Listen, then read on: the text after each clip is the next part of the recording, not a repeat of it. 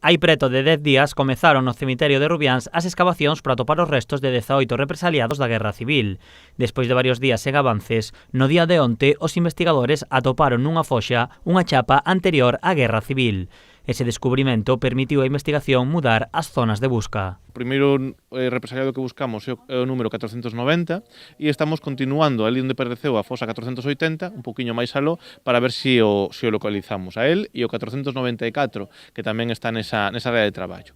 Por outro lado, estamos traballando aquí as miñas costas nun novo sitio no cemiterio, porque tamén moitas das persoas, das víctimas que buscamos, teñen un número de fosa baixo, o 1, o 3, o 34, e agora estamos traballando na área na que podían empezar a contarse o número de fosa no cemiterio de 1936. A nova zona de excavacións xa desvelou os primeiros resultados coa aparición de 3 foxas comuns. Agora mismo, con este traballo que estamos facendo ás miñas costas, podemos confirmar que quedan fosas in situ. Agora temos que ver de que anos son, poden ser dos anos 50, poden ser dos anos 70, ou pode que sexan do ano 1936 en diante, non? Tamén nesas mesmas foxas apareceron os primeiros restos óseos. Atopamos algún resto óseo, pero en posición movida, en posición secundaria, pero tamén un dato moi interesante, unha das chapas orixinais de 1936. Esa chapa ten dúas sis en línea, perdón, 3 sis, que poderían ser ben un 3 en números romanos ou ben o número 111. Si se trata do 3, hai un represaliado, unha víctima,